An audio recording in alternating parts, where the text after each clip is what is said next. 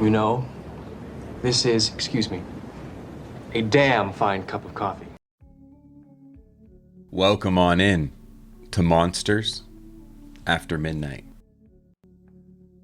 Now, if you're a fan of the unknown, this is almost a must for your library. Not only does it have encounters with cryptids, Bigfoot, Mothman, the Mad Gasser, Spring-Heeled Jack, ghosts, ghoulies, gobblies, whatever you can imagine. UFOs. There's also the Men in Black, angels, demons. It's all here, baby. So a great book that we get to read from tonight. Strange Creatures from Time and Space by the great John A. Keel. What we're devouring tonight is his look into the great 60s UFO flap. The unknown greatest event of cryptozoological history in the United States of America. We'll be examining a small part of it tonight, the West Coast, a road trip of the freaks, of the roadside freaks, of the weird, if you will, starting in Montana, cruising over to Washington, dipping down into Oregon, and ending in California. We'll be focusing mainly on the 50s and the 60s. That's when this book was written. That's when this research was out. But history tends to move in cycles, and if you're asking me, history is mirroring a little bit of what it was like in the 60s with a wild political climate and people really, biting at each other and lots of crazy shit going on around the world, lots of little wars, lots of tragedy, lots of death. So I feel like, and then during that time, you'll see tonight, there was a lot of strange entity encounters, UFO sightings in the United States and around the world. We're focusing on the United States tonight, but don't forget, this is also going on around the world since time immemorial, forever. But I believe that there's a connection between now and then. I feel like there's a UFO flap, an entity flap going on right now. We might not know about it. People might just be a little apprehensive to report things because, like the Vegas family who reported seeing the 8-foot tall shapeshifters, they end up, people bother them and they don't want to talk anymore because you get made fun of. It's not easy to come forward about your encounter. So we might be experiencing more of that. People might be even more shy to do it in this time. But I believe we're in like a UFO flap time with, like, from the Tic Tac video to the Vegas encounter and the stuff that was going on in South America recently. There's a lot of weird shit going on. So I feel like there's a parallel there. But anywho, let's get into the monsters of the West Coast and the entity flap of the West Coast and America and of the world at that time. And when I say entity flap or UFO flap, what I'm talking about is a time when there is high strangeness. There's a lot of entity sightings in this time. We're going to start in Montana, and you'll see these sightings will just grow weirder and weirder till we end up in California, the home of the original Sasquatch. So let's just jump right in. Thanks for joining me. Before we start the most exciting part of this whole show, the reading, I just want to say, if you've had an encounter or ever experienced anything like that, or any of these stories jog a memory, or your family member has a story, or your friend's friend, I would love to hear it, because as always, we're ready to believe you. Tell me them cryptid stories, because we believe already. Let's get into the UFO flap, an entity flap in the 1960s in Montana and the rest of the West Coast and the rest of the West. Now, if you've never been to Montana, I highly suggest checking it out. Beautiful country. It's called Big Sky Country, and you're not going to understand what that means until you go to Montana and experience that big, beautiful, clear sky. In 1968, out there in Big Sky Country, There was one Harold E. Nelson.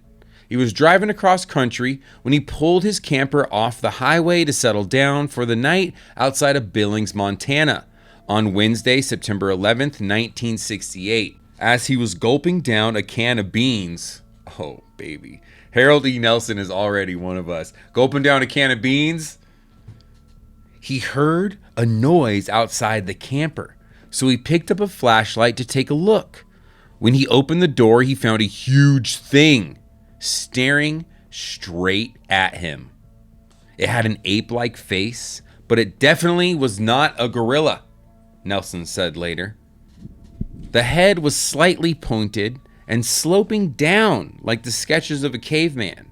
The whole body was covered in reddish-brown hair. There were a few spots of white hair along the edges of the enormous shoulders, and it stood erect like a man and must have weighed 600 to 800 pounds. He was big, real big. After a long moment of total immobility, Nelson scrambled back into his camper to find his gun. The creature peered in the door curiously and then turned and shuffled off into the darkness. Hope everyone's having a beautiful after dark or midnight out there. If you're up late like me, sipping coffee for some reason, congratulations. Or if you're winding down and going to bed, hope you drift off and make it to dream world soon.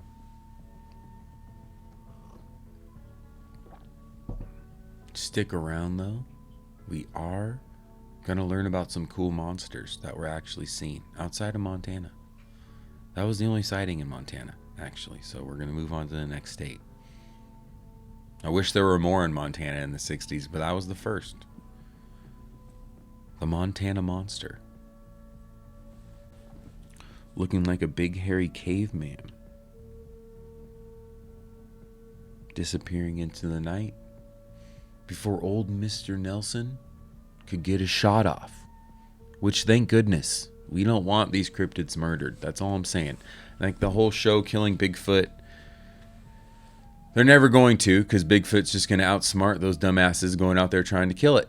That's what's going to happen every single time. One of our favorite books to read out here on the Midnight Book Club, or Monsters After Midnight, Sunrise Book Club, whatever you join me for, in the North American Field Guide to Monsters, you read about the history of these mobs that go out looking for the monsters, whether it's the Missouri Momo, Orange Eyes, whatever the fuck it is, you want monster, you want to dream up. If a mob of people is going out into the woods, you're not going to encounter it because you're giving off a lot of negative energy, a lot of we're going to kill you energy. If this entity known as Sasquatch, known as Bigfoot exists, allegedly, it's a master of the wood. It knows the woods like we know a city or a town. Like we're humans. We make like rooms and houses and cities and towns, and we feel safe in that. A Sasquatch, if it exists, right? They haven't made freaking towns out in the woods. We don't know that. We don't know of, at least. Like it would be cool if they had like an Ewok village. That'd be awesome. I'm sure maybe. But we haven't found it yet, so we have to assume that they're not. Their comfortability is out in the woods. So like we have like danger sensors when we're in a city, or we're in a town, or we're in like an urban area. They would have those same sensors out in the woods times a million. They would be masters of it. They would be able to watch us, and we wouldn't know. My big thing is if you see a Sasquatch, that Sasquatch knows that you're seeing it. It is allowing you to see it because it would be able to sense you a mile, 10,000 miles away. It would have smell better than us, sight, hearing, all that. Just like an animal. It's out in the woods. Its whole purpose is to stay away from us. If it's been around, allegedly, it's been around for thousands of years. It's been developing that whole sense. But what the hell am I even talking about? That's the monster of Montana. Let's cruise on over to the great state of Washington. The only state named after a president. The entity flap in the 60s. And remember, a flap When everyone says UFO flap, entity flap, just means a time of high strangeness when entity encounters were happening a lot. There's that Disney Pixar trailer where it's like 4 million people have been abducted. They're not making that up. That's true. 4 million people have been abducted by aliens. That's just the reported numbers throughout history. So, there's a lot going on.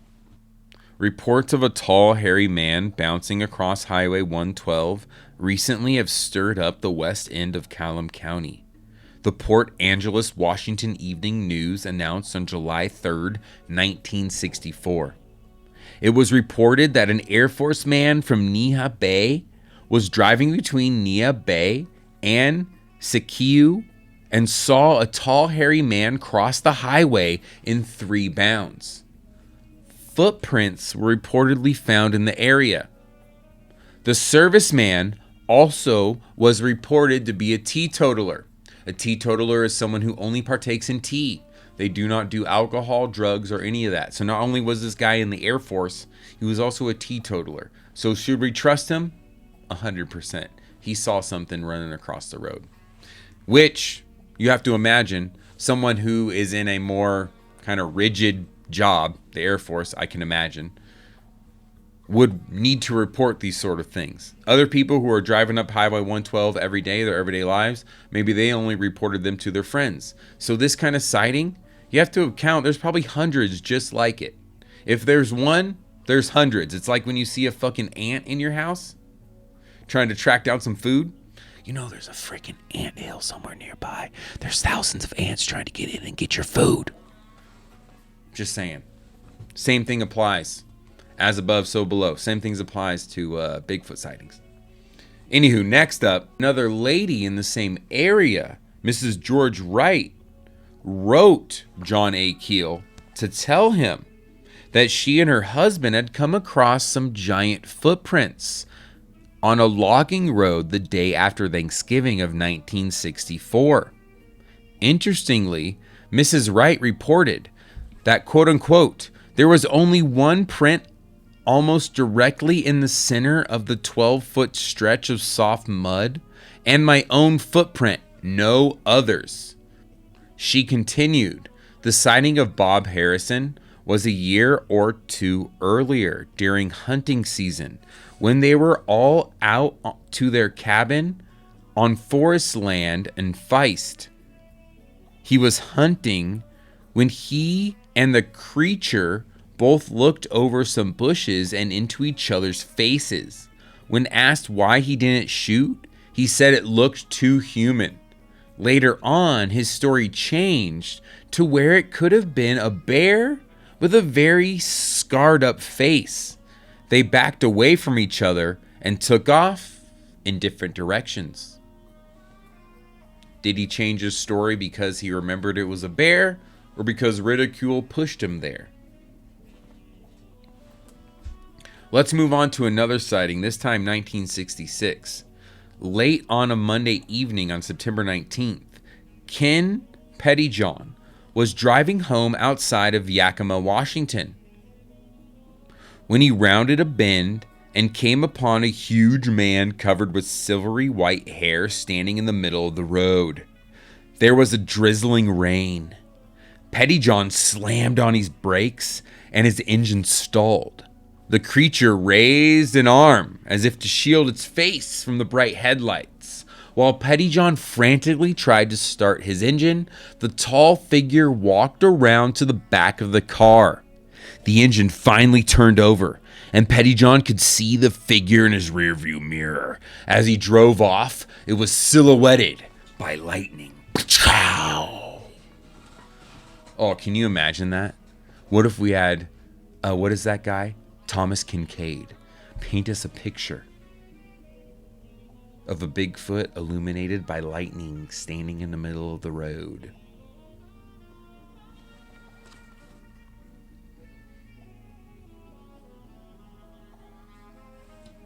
Let's continue this pattern in Washington with another sighting, this time in 1969.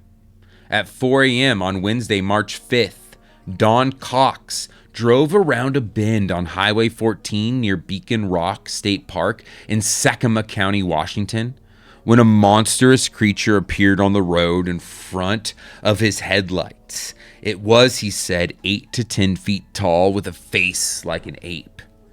It ran like a man and was covered with fuzzy fur, Cox stated. It had just come out of a fog bank that had caused me to slow my car when I first saw what I thought to be a tree leaning toward the middle of the road. I slowed my car further and turned my headlights to high, and then I saw this fur-covered human form with the face of an ape. He ran across the road and in front of the car and leaped up a 40-degree slope and disappeared into the woods. Deputy John Mason investigated and found smears which indicated that the creature had made an 8-foot jump up the embankment, a feat beyond the capabilities of any bear. Then in April 1969, the Sacramento County Board of Commissioners passed an ordinance marking it illegal to kill Sasquatch, providing a $10,000 fine and up to 5 years imprisonment. Honestly, that's light. If you kill a Sasquatch, that's like, if you're able to. First of all, no one will ever be able to, no human. It's a different level of consciousness. It's a nature consciousness. It's going to see beyond our wiles and not be able to be murdered by one of us. So, first of all, you're not going to be able to do it. But if you did, 5 years in jail for killing an entity that is literally a part of Mother Earth, woo, like a chunk of it, like it's like Avatar, the Protector. Oh my gosh, 5 years, you'd be lucky. But that's great. I love Sacramento County for doing that. Beautiful. Now let's get to another sighting. Sunday, July 17th, 1969. Deputy Floyd Sund was driving along a deserted wooded road of North Hockwame, Washington, when he had to slam on his brakes to avoid colliding with an animal standing directly in front of him. He got out of his car and pointed his spotlight at the animal. It was, he said, 8 feet tall with a human-like face, but was covered with hair except for the feet and the hands. He estimated that it might have weighed about 300 pounds. Somewhat dismayed, he drew his pistol, but the animal ran off into the woods. Again, you're not able to shoot one. It will run away before it happens. It senses it. You know, like a hummingbird would be moving, because it moves so fast, it lives so fast. It would be moving like it sees before it happens, right? It lives in like the flash time. If you think about superheroes, it lives in like flash time, right? Like when someone moves so fast, everything else seems so slow, or like Quicksilver. If you're a Marvel person, so it moves. Everything else would move slowly for it. I think Bigfoot and Sasquatch would be the same. So the same here. It would be able to see him like going for his gun and just kind of like go like disappear into the woods. Because who would be a master of disguise other than a consciousness connected to nature that's human-like? I mean, come on. But anywho, police searched the area for footprints the next morning, but it was too gravelly, Sheriff Pat Gallagher said. He thought it could have been a bear. Deputy Sund grumbled, it sure didn't look like one. And again, I think people who live out in the area, who encounter bears, who are all like, you know, in the woods, know the difference between a bear encounter and an entity encounter. I've never had a crazy entity encounter, but I have had bear encounters, both where I grew up and where I live now. There was a bear in our trash. It just looked like a giant furry butt when I looked out my kitchen window. And all I had to do was like, hey, you get out of here, bear, in a stern voice. And I turned on the lights, and then it went away. It stopped fucking with our trash. We also don't throw food away, which is smart. So don't do that if you live in the woods. It keeps the bears away. But then it went away. So I feel like if, you know, a deputy who's out here sees a lot, he would know the difference between a bear and an entity. So that's why, the deputy grumbles after like, oh, it's just a bear. That happens a lot. Dollars to donuts. When you read about a weird encounter in the news, they're leaving out the weirdest parts. If it's a UFO encounter, if it's an entity encounter, which you're never going to read about in the news. Rarely, like the Vegas family, but that part's like barely mentioned. They're leaving out the most weird parts. Dollars to donuts. So now we land in Oregon. A place, for my generation at least, was an escape. Portland, right? There was a whole fucking show, Portlandia, made about it. So let's go to the strange sightings that happened in Oregon in the 50s and 60s. And again, we're pointing out a larger pattern. This was going on across the United States. This is only part one. Just get ready. There's going to be multiple videos. The middle and then the east. Multiple entity encounters. Thousands of entity encounters across the United States during this time. Up now until 2025, millions of encounters, abductions, whatever you want to call it. This is just the history of those. And you'll see how they all follow the same pattern. So it's a shared hallucination. It's actually happening, but something is going on. Oregon. 28 people in and around Yankton, Oregon reportedly saw a tall, hairy humanoid in 1926. One ran along the side of a moving truck looking into the cab. Sheep and children are supposed to have disappeared mysteriously in the area that year. Tragic. In the summer of 1942, Mr. Don Hunter, head of the audiovisual department of the University of Oregon, and his wife were vacationing at Todd Lake. One afternoon, when they were sitting in their car waiting for a rainstorm to pass over, they suddenly saw an unusually tall figure striding across a meadow, about a quarter of a mile from the lake. It was not humped over, but very erect, with a military bearing, Hunter said later. The legs seemed very long. He did not run, he walked. Giant strides, very quickly. In getting out of the car, we must have been heard because it took off for the trees with giant strides. Yeah, it doesn't want to fuck with you. Then from 1942, let's go to 1957. The Fall. Gary Jonas and Jim Newall reportedly saw a giant human-like figure while hunting near Wyoga Butter, Oregon. Mr. Jonas had just shot a deer, and the tall being came out of the bushes suddenly, picked the animal up with one arm, and walked off quickly with tremendous strides. The creature was not less than 9 feet tall, with very long hair on its arms. It made a noise like a very strange whistling scream. Which I love. So basically, this story, Bigfoot waiting in the bushes. You're a hunter. You shoot something, and then a Bigfoot comes out and it's like, yoink, I'm taking this one, and then bounds off. This actually has precedent in Missouri with the Momo. Momo is known to do the same thing, run off with animals under its arms. Same thing happening in Oregon. Momo also had super long hair. The Missouri-Oregon connection, I'm telling you. Next, we're going to 1959. 2 boys from Rosenberg, Oregon, told state police that they had seen a 14-foot man-like creature in a nearby woods on Wednesday, July 29th. They said it was covered with hair, walked upright, and had human characteristics. They saw it first on the previous Friday, but did not tell their parents because, quote unquote, we didn't think anyone would believe us. They returned to the spot again, armed with a rifle. the monster reappeared and one of the boys fired 5 shots at it from a range of about 50 yards. It ran off screaming like a cat, but louder, he said.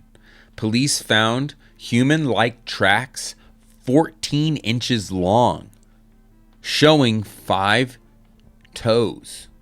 The boys were certain it was not a bear. I mean, yeah, if you live in the woods, you know when it's a bear and when it ain't a bear. Next up, from 59, now we go to 1966. Now, did you hear the one about the walking tree stumps? The Spokane, Washington Spokesman Review carried this on November 18th, 1966.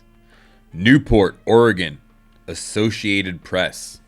People in the coastal logging area didn't believe 16-year-old Kathy Reeves when she told them about the 3 little stumps that walked across the pasture. Not only did they move, said Kathy, but they also were of different colors: orange, light blue, white, yellow, and watermelon colored. That was 6 months ago.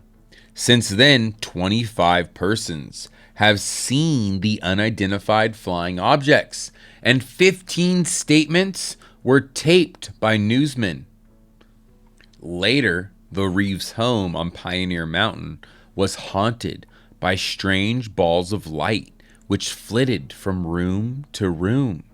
Investigating police officers and reporters also saw the lights. The family moved out. You got to. I mean, if you got to move out, just move out.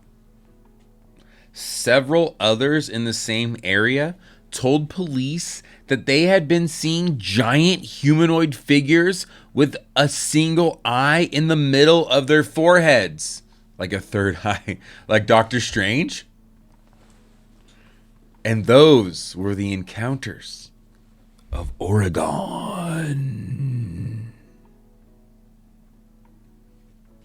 Now, why I love John A. Keel, because he connects all these Panera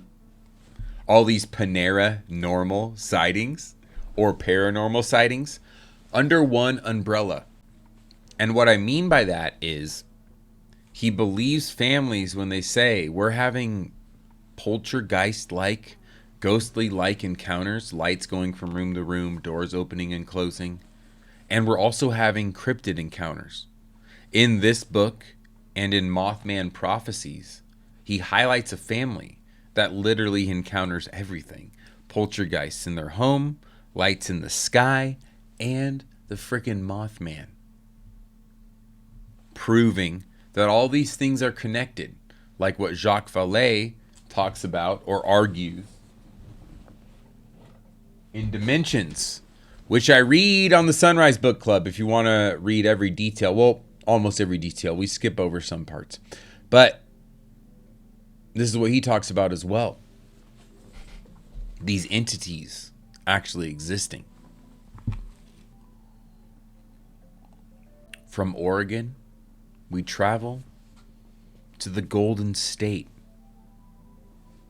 Some say the birthplace of Sasquatch. Certainly the infamous name Bigfoot, with the sighting at Bluff Creek and the Patterson-Gimlin footage, which can be sampled here.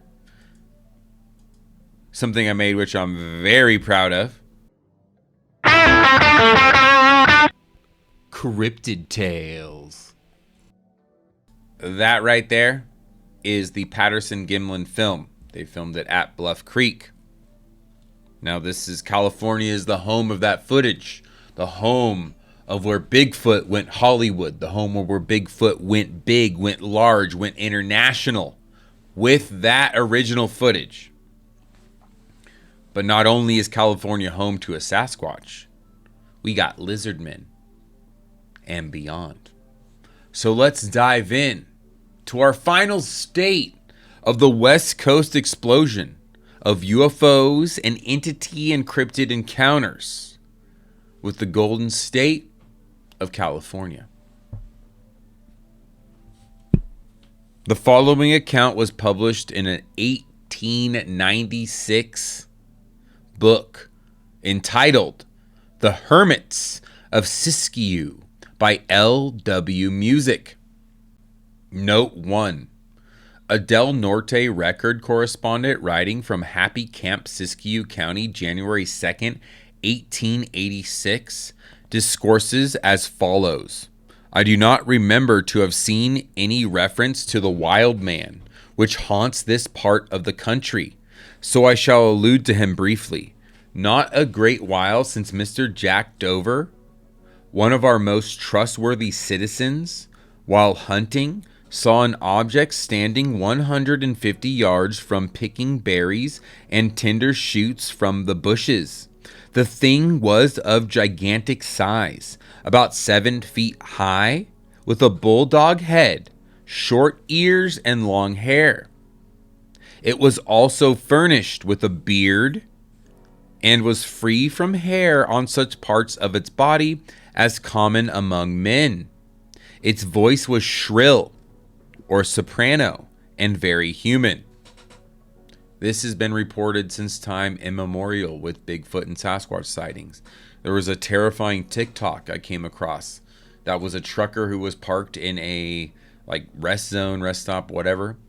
And in the woods, there was this terrible screaming going on. Whether real or not, I don't know. This was a couple years ago, but terrifying nonetheless. A great example of what it'd be like to hear a Bigfoot scream. What they just described right here. Like that of a woman in great fear, which again is the trope and theme of all Bigfoot sightings. The lore of Bigfoot and Sasquatch, if you will. You will hear a shrill scream. The most infamous shrill screamer is the Ohio Grassman. We love him. Look him up. Mr. Dover could not see its footprints as it walked on hard soil. He aimed his gun at the animal, or whatever it was, several times, but because it was so human, he would not shoot. Good man, Mr. Dover. The range of the curiosity is between Marble Mountain and the vicinity of Happy Camp. A number of people have seen it, and all agree in their descriptions, except some make it taller than others. It is apparently herbivorous and makes winter quarters in some caves of the Marble Mountains. A peaceful guy. Leave it alone. Don't even go seek it. If you want to see a Bigfoot, I feel like you just go out in the woods with not the intention to see one, with the intention to enjoy the woods, and then maybe you'll see one. So from Bigfoot, so far it's been like the hairy guys. We've seen these hairy guys on the side of the road, which there's been millions, thousands of sightings around the world since the beginning of time, so we already know that that's real.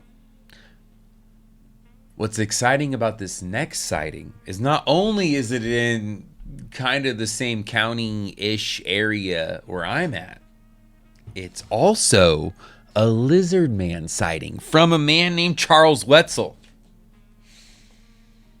Possible heir to the Wetzel family fortune. Charles Wetzel was driving home in Riverside, California on Saturday night, November 8th, 1958. And as he neared the point where North Main Street crosses the Santa Ana River, something leaped in front of his car. It had a round, scarecrowish head, he said, like something out of Halloween. It wasn't human. It had a longer arm than anything I'd ever seen.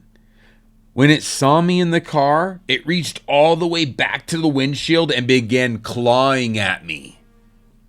It didn't have any ears. The face was all round. The eyes were shining like something fluorescent. And it had a protuberant mouth. It was scaly like leaves. Wetzel reached for his .22 pistol. Got to keep that thing on you. That he carried in the car and stomped on the gas. The thing fell back from the car and it gurgled. The noise it made didn't sound human. I think I hit it. I heard something hit and pan under the car. There were long, sweeping scratches on his windshield, but nothing was found at the site. The next night, a 6-foot-tall thing leaped out of the bushes near the Wetzel site and frightened another motorist. The Wetzel story was widely circulated by the wire services and has become a monster classic. Certainly a monster classic. One of my favorites. Riverside, California, home to California's Lizard Man and the Wetzel family secret. From Riverside, let's visit old Hoopa Valley, California.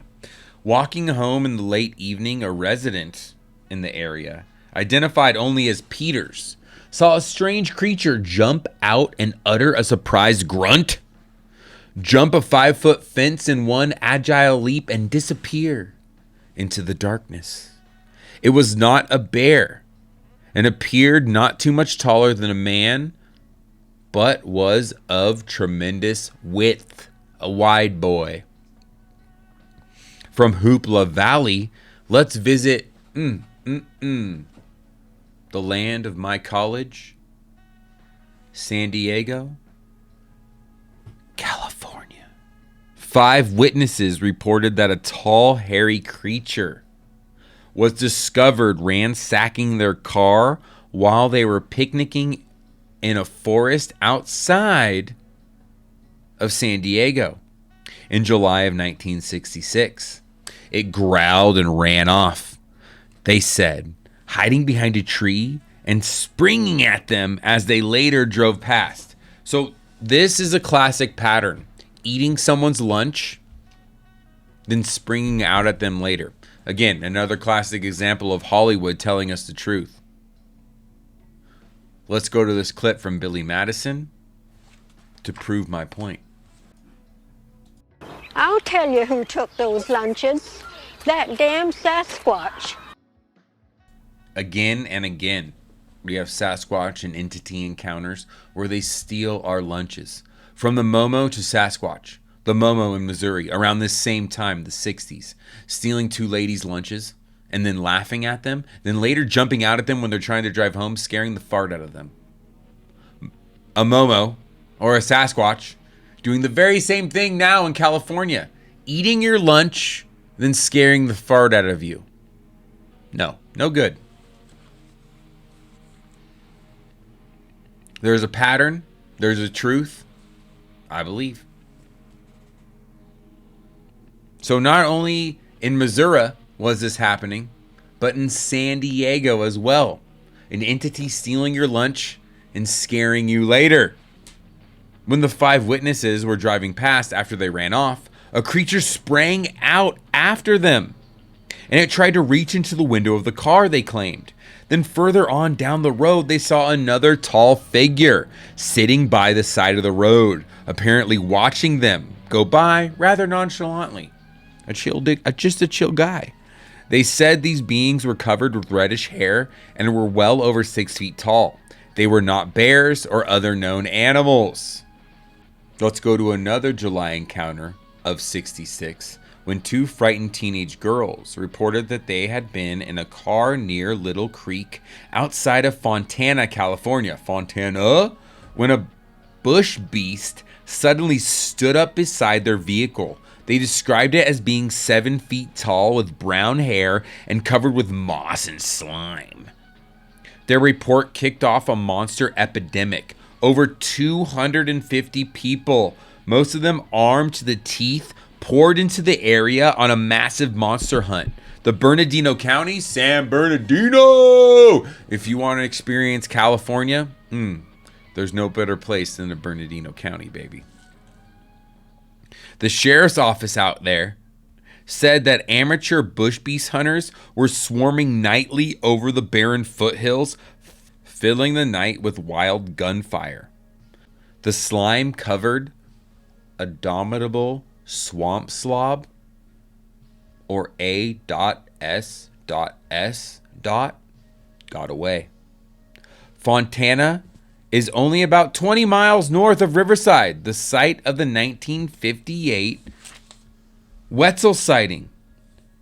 there has also been considerable UFO activity in this particular area over the past few years. And one night when my wife and I were driving home from getting some amazing food, some amazing Mexican food down in the Dino County and down in the flatlands, we saw a white dot in the sky that looked a lot like this one. And this is one that my mod saw, one of my best buds saw, him and his buds that were working. We saw something just like that in the Dino County. So I'm just saying, there's something to what old Keel's talking here. From Fontana, let's go to another little spot in California. Barango Sink, near Barango Springs. Now, this is one Harold Lancaster who had an encounter. A man named after another little spot in California, Lancaster. Maybe he's the big to-do. Drop his name out there, see what happens.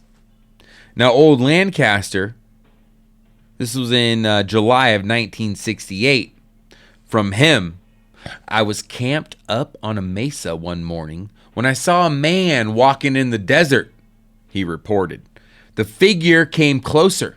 I thought it was another prospector. Then I picked up my binoculars and saw the strangest sight of my life. It was a real giant ape man. Lancaster fired his .22 pistol in the air. Pop, pop.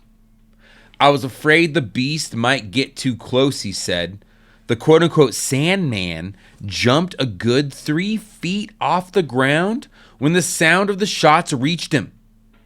He turned his head, looked toward me, and took off running in the other direction. I mean, if someone's shooting at you, what are you going to do? I mean, I would run too if I was a beast man. Or just a human man, I would run. And those are the encounters of the West Coast. During the 1950s and 60s, UFO and entity encounter flap, reported by none other than John A. Keel. What's cool about John A. Keel and the reports that we just read was that he was on the ground and actually interviewed those people. Was fresh.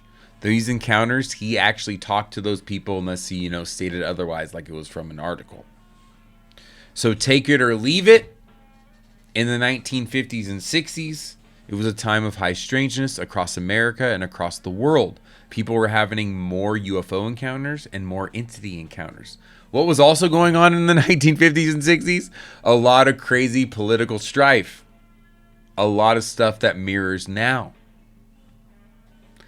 So is there a UFO flap, an entity encounter flap going on right now?